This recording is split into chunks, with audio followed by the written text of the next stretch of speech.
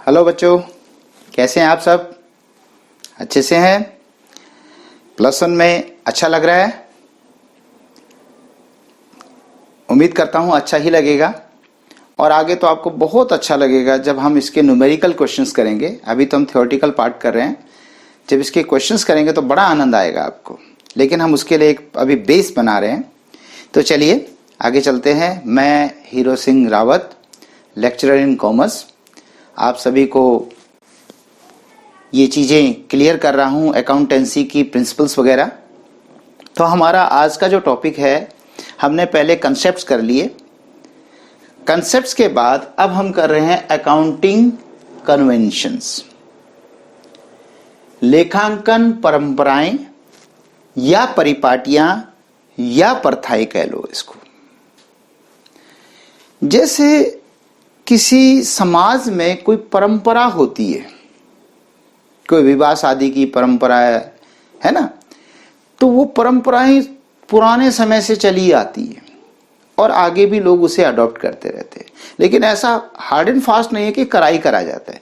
इसी तरह ये परंपराएं प्रथाएं, जो अकाउंटिंग सिस्टम चला, उसमें कुछ लंबे समय से जो लेखापाल हैं, जो अकाउंटिंग का काम संभाल रहे हैं, उन्होंने जो परंपराएं परिपाटियां चलाई हैं, उनको हम कन्वेंशंस कहते हैं।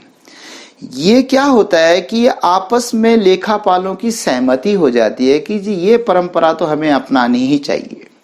और ये मेजर खास तौर पर जब बाद में फाइनल अकाउंट्स बनते हैं। शुरू में तो बनती हैं बुक्स बनती है, रिकॉर्डिंग होती है, जर्नल, लेजर, ट्रायल बैलेंस। बच्चों आपको समझ में ना भी आए ना ये वर्ड्स जल्दी जल्दी, क्योंकि आपको यूं लगेगा सर ये क्या कह रहे हैं, कभी जर्नल बोल दिया, कभी लेजर बोल दिया। टेंशन नहीं लेना। मोटे तौर पर शुरू में जो किताबें बनती हैं उनमें तो हम कंसेप्ट्स के यूज करते हैं, उसके आधार पे चलते हैं, और बाद में जब उनके अंतिम खाते बनते हैं, फाइनल अकाउंट, उस वक्त इन कन्वेंशंस का प्रयोग होता है।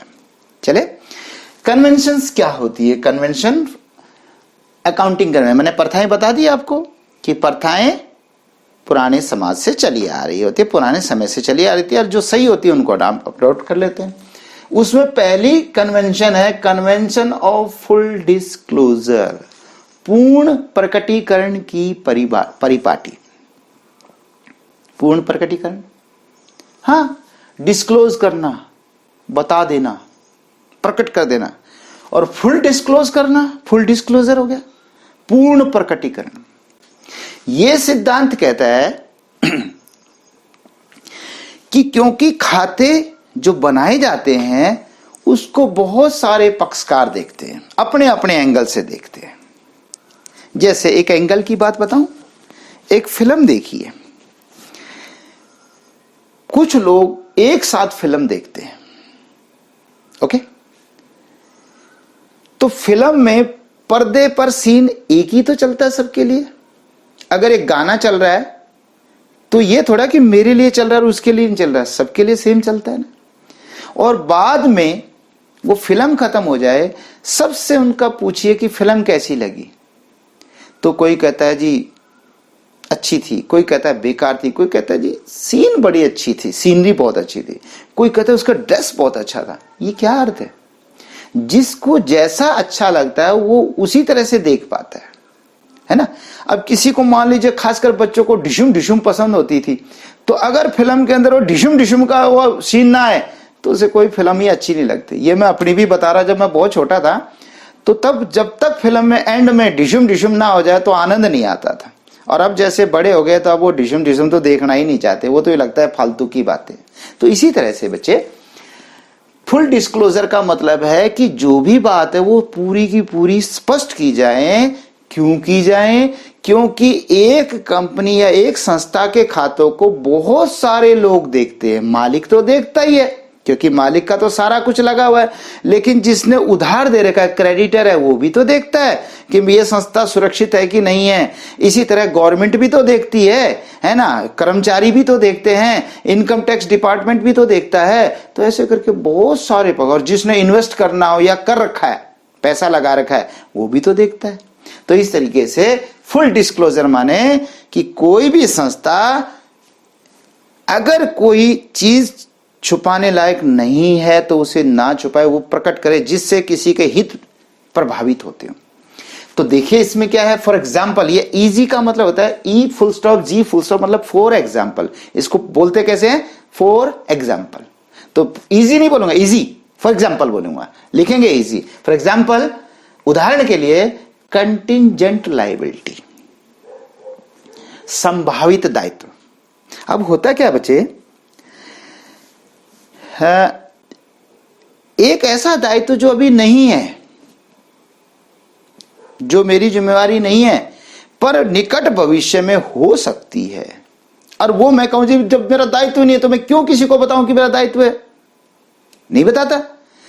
अगर मैं नहीं बताता और कोई व्यक्ति इसकी वजह से इस कंपनी में या इस संस्था में कोई शेयर खरीद लेता है, इसमें हिस्सा ले लेता है या हिस्सा बेच देता है, और बाद में उसकी वजह से उस पता चलता है उसको लॉस हो जाता है उसी बात से जो हमने नहीं छुपाई, बस वो हमने छुपा दी, तो वो ये गलत हो जाएगा।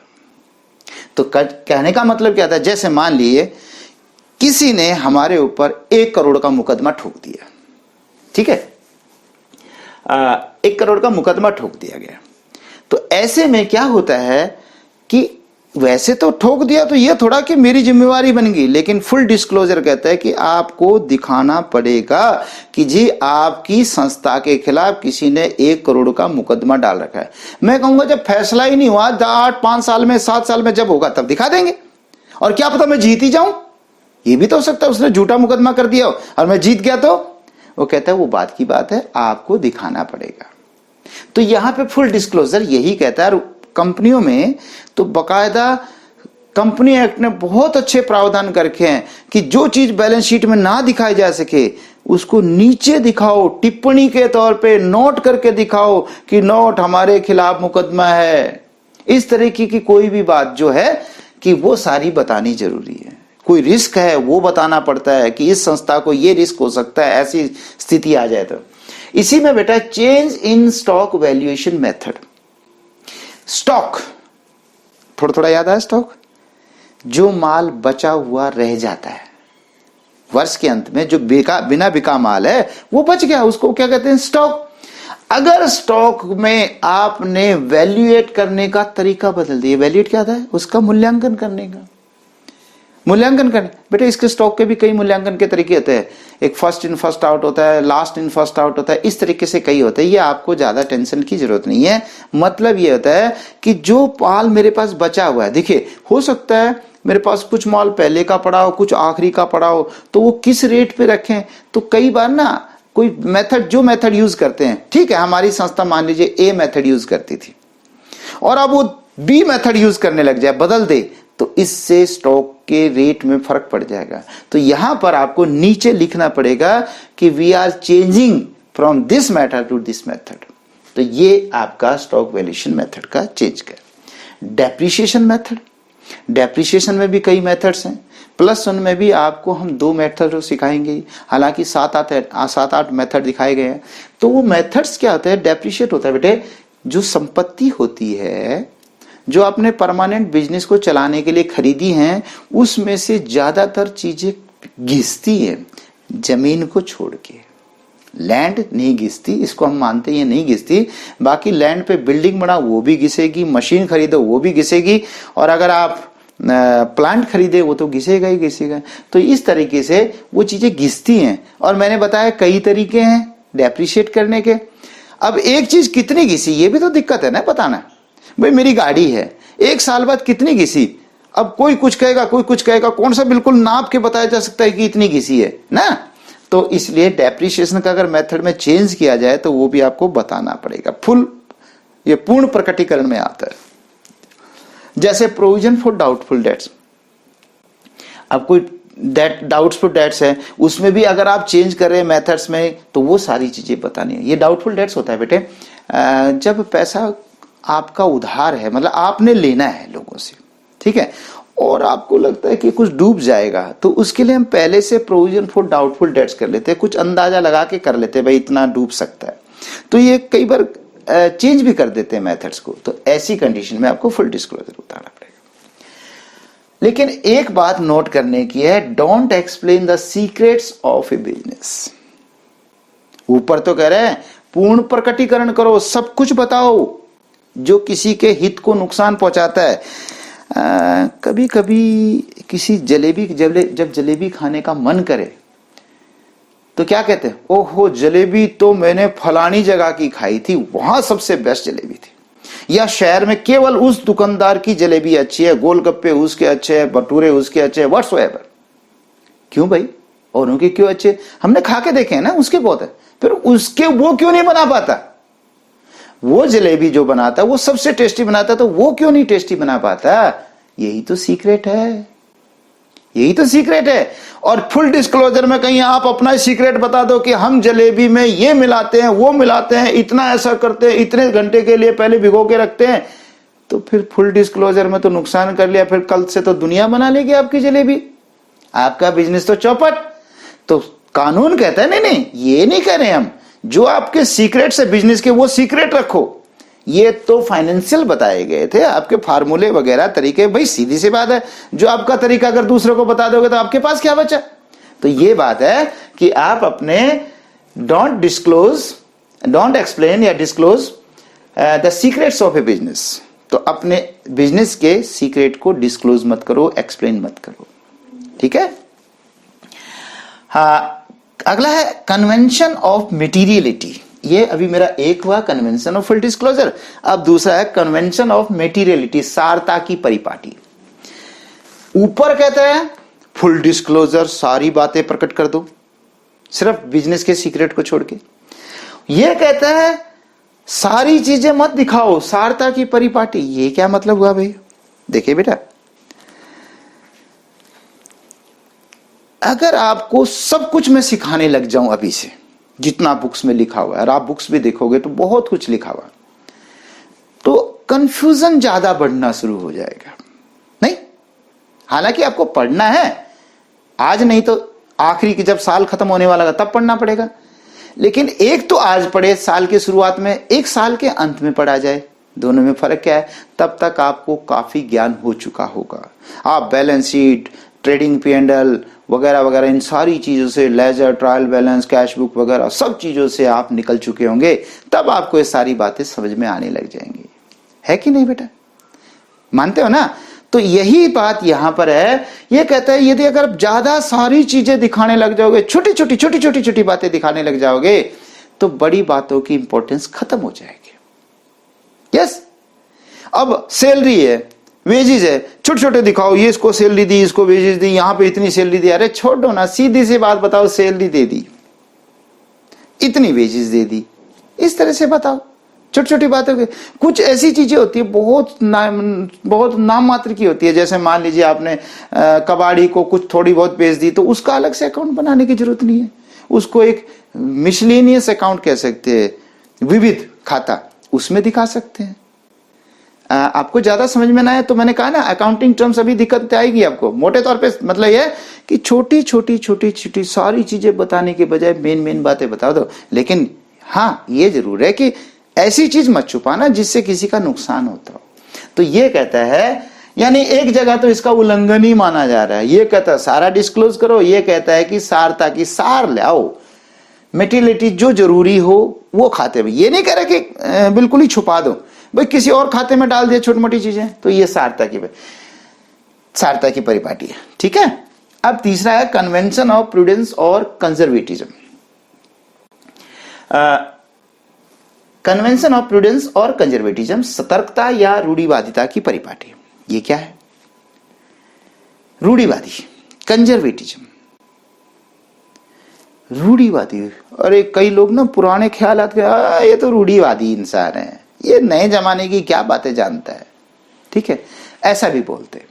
रूढ़िवादी क्या होता है? जो पुराने सिस्टम चले आ रहे हैं, पुराने जमाने से एक रूढ़िवादी सिद्धांत था। जिसके घर में बेटी हो जाती थी, क्या कहते थे? आपके घर में लक्ष्मी आई है, आप अभी से बेटी के लिए धन इकट्ठा करना शुरू कर दो, कहते थे कि नहीं? क्योंकि जब बेटी आई है तो बेटी पैदा हुई है तो 18-20 साल की उम्र में उसका विवाह करना होगा, एक साथ तो पैसा इकट्ठा होगा नहीं। और हमारा सिस्टम भी जानते हैं, हिंदू धर्म में कैसा सिस्टम चलता है कि बहुत सारा खर्चा करना पड़ता है विवाह शादियों में, तो वो पहले से इंतजाम करता था। ये आवश्यक नहीं है कि वो बेटी 18 साल की हो जाए, हो सकता है उससे पहले खुदा ना खास्ता उसकी मृत्यु हो जाए, हो सकता है वो कोई लव मैरिज कर ले, परिवार से पहले बिना बताए भाग जाए, कुछ भी हो सकता है। और ऐसा भी हो सकता है कि जब विवाह करने का समय है तो एक सामने वाला परिवार कहे तो हम 1 रुपए में बेटी को लेके जाएंगे, बहू लेके जाएंगे और बिल्कुल भी खर्चा नहीं करेंगे, कुछ भी हो सकता है बच्चे। लेकिन वो ये सोच के नहीं चलता, वो चलता है नहीं भाई, सिंपल तौर पे चलता है। अरे मान लेते हैं कि उसकी बेटी का विवाह बिना खर्चे के भी हो गया, तो जो उसके पास पैसा था, पैसा तो जुड़ा हुआ है, या तो बच्ची को दे देगा या परिवार में जो भी काम ले लेगा, नुकसान तो नहीं है ना। तो यही कंजर्वेटिव का रूल है। पता है क्या रूल है? लाभ हानि की तुरंत व्यवस्था कर लो। इसको तो याद रख लो, ये तो बहुत इंपॉर्टेंट है, कई बार सुनाऊंगा और कई बार तो मैं यही शब्द बोलूंगा, रूढ़िवादी सिद्धांत, कंजर्वेटिज्म रूल, कंजर्वेटिज्म रूल। हाँ, क्या क्या रूल है? लाभ को तब तक लाभ नहीं मानना जब तक हो जाए, और हानि की तुरंत व्यवस्था कर लेना। हानि की तुरंत व्यवस्था, लाभ को तब तक लाभ नहीं मानना जब तक लाभ हो ना जाए। नहीं समझे? एक और एग्जांपल, एक बच्चे का बहुत अच्छा पेपर हो गया और उम्मीद करते हैं कि 90% से अब आएंगे। पूछा, बेटे पेपर कैसा हुआ?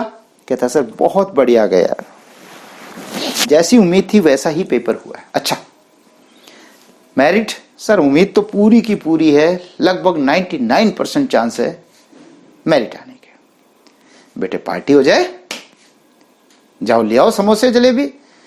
सर थोड़ा सा रुक जाओ ना, रिजल्ट आ जाए उसके बाद खिलाएंगे, उसके पहले सर आनंद नहीं आएगा। अरे वाह, लाभ को लाभ नहीं मान रहा, कहता मेरिट आ जाएगी लेकिन नहीं मान रहा।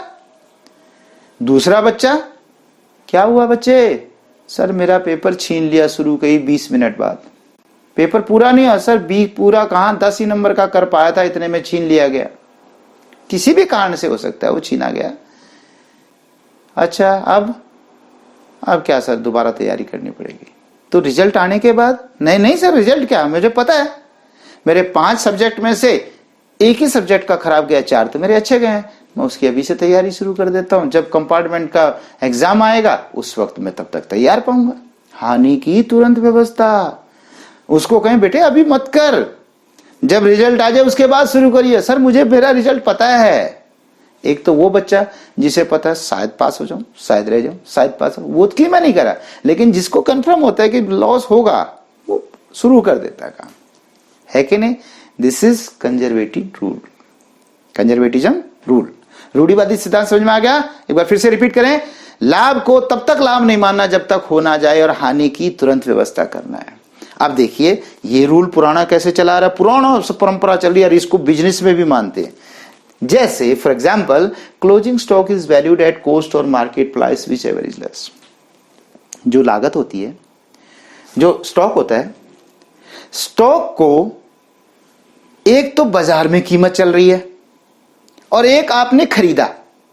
जैसे मान लीजिए मैंने खरीदा था 50,000 रुपए का, ओके, जो माल मेरा बचा हुआ है, वैसे तो खरीदा लाखों का होगा पर 50,000 का माल मेरा बचा हुआ है, और आज बाजार में कीमत 70,000 रुपए है, महंगा हो गया, और मेरे पास पड़ा है, अगर बेचूं तो कितने का बिकेगा? 70,000 का। और अभी कितने का है वो? 50 का। बेचो तो 70 का बिक जाएगा। लेकिन हमारा कंजर्वेटिज्म रूल क्या कहता है? लाभ को लाभ नहीं मानना। तो पता है क्या करता है?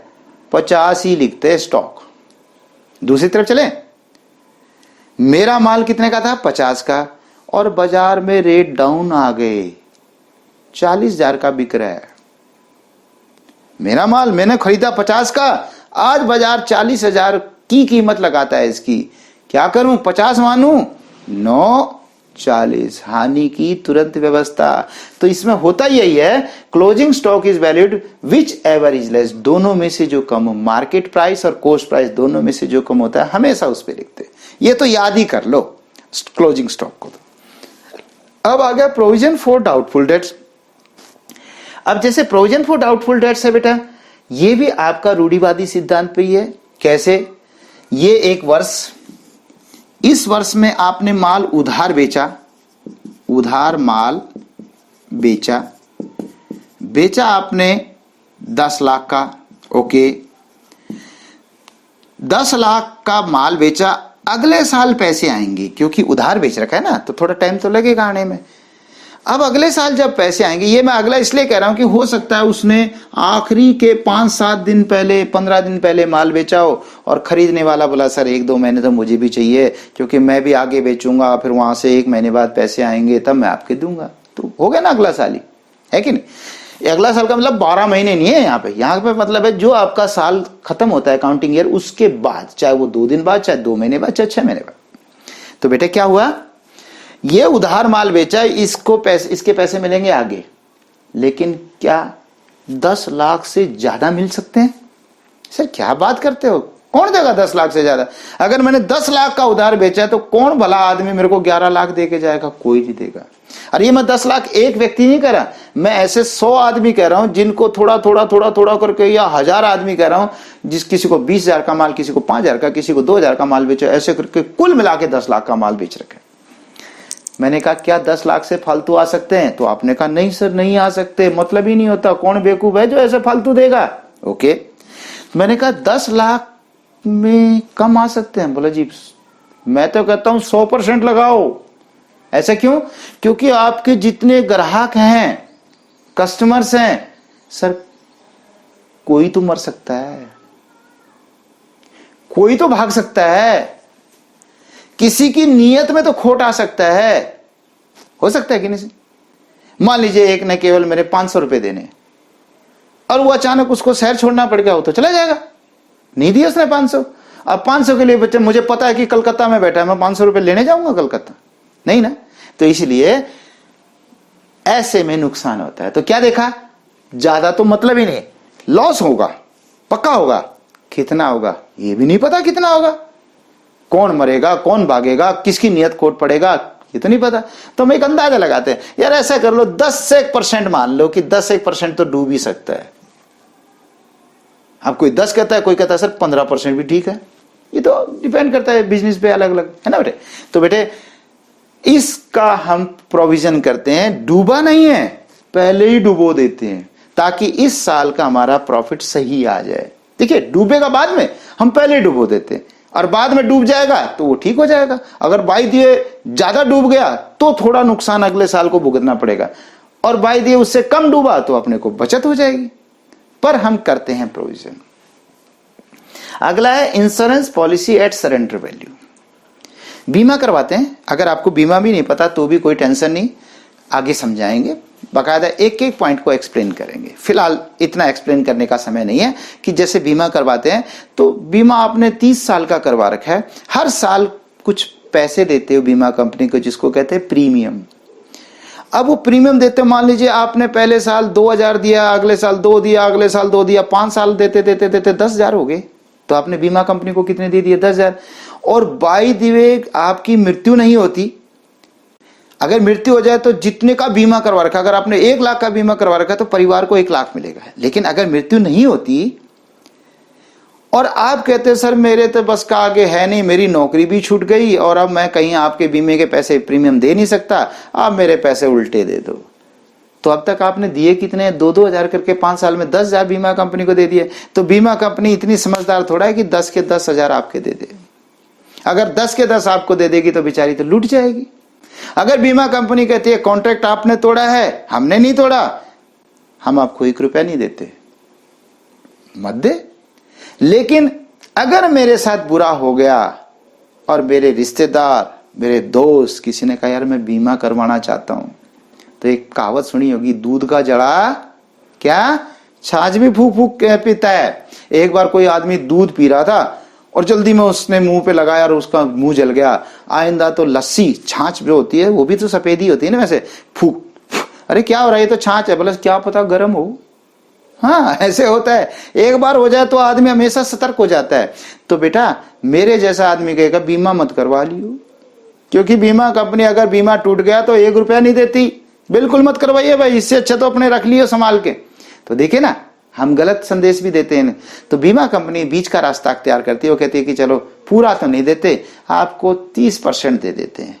तो 10,000 मैंने दिए थे, 10,000 का 30% 3,000, तो बीमा कंपनी मुझे 3,000 देने को तैयार है। तो यहाँ पर जो इंश्योरेंस पॉलिसी है, जब हम अपनी किताबों में लिख के रखते हैं तो बीच बीच में बीमा कंपनी से पूछते रहते हैं, सर मेरे कितने पैसे दे दोगे यदि मृत्यु ना हो तो। मृत्यु हो जाए तो मेरे को पता है कितने मिलेंगे, लेकिन अगर मृत्यु नहीं होती, टाइम पूरा नहीं होता, तो मेरे कितने पैसे दोगे।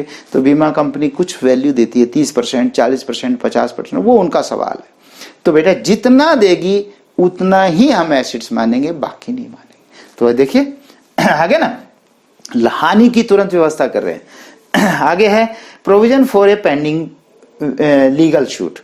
कोई कानूनी मुकदमा है, शूट मुकदमे को बोलते हैं, और वो पेंडिंग है, किसी ने मुकदमा ठोक दिया और उसका एक तो ये था कि डिस्क्लोजर, वो तो ऊपर तो डिस्क्लोजर था कि हमें बताना पड़ेगा कि किसी ने हमारे खिलाफ 1 करोड़ का मुकदमा ठोक रखा है, वो तो डिस्क्लोजर था।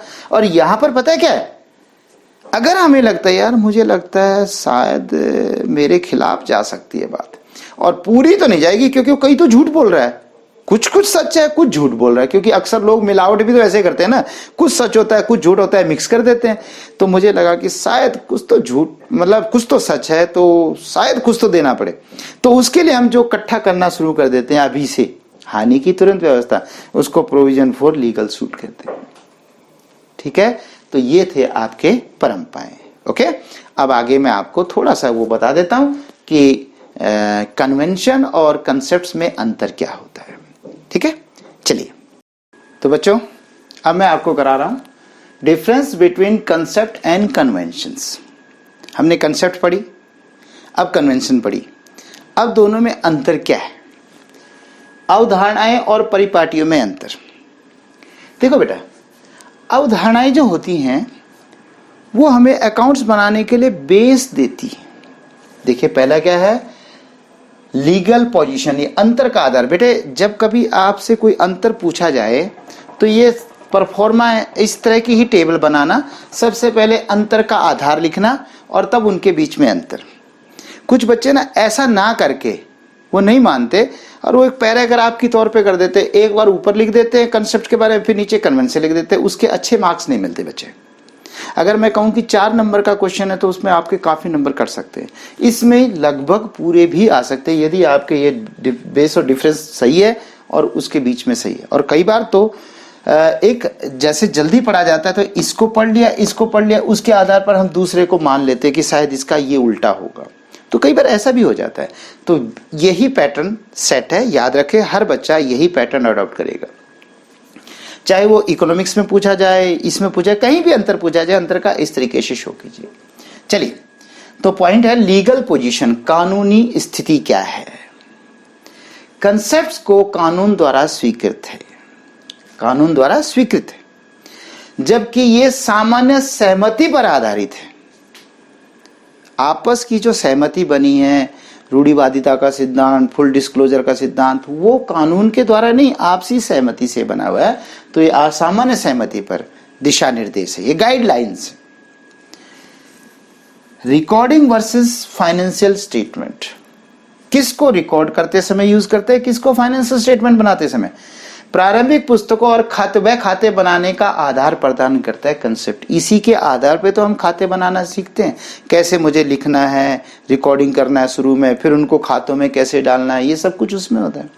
और इन्हें अंतिम खाते बनाते समय ध्यान रखना होता है इन बातों को। वो फुल डिस्क्लोजर मैंने बताया था ना, बैलेंस शीट से भी नीचे लिख के देना पड़ता है कि हमने ये नियम, ये हमारे खिलाफ कानूनी मुकदमा चल रहा है और इस तरह के हमारे कोई संभावित दायित्व हैं, इस तरीके से ये आपको अंतिम खाते बनाते समय ध्यान रखना होता है।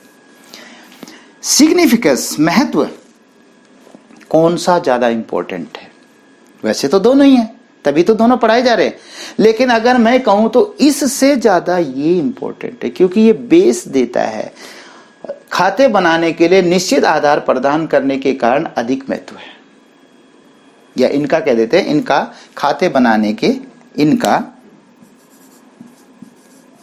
खाते बनाने के लिए निश्चित आधार प्रदान करने के कारण अधिक महत्व है। ठीक है, और इनका कंसेप्ट की तुलना में कम महत्व है। मैंने ये नहीं कहा महत्व नहीं है, वो इससे कम है। अगला, रोल ऑफ पर्सनल, व्यक्ति का प्रभाव। व्यक्तिगत प्रभाव।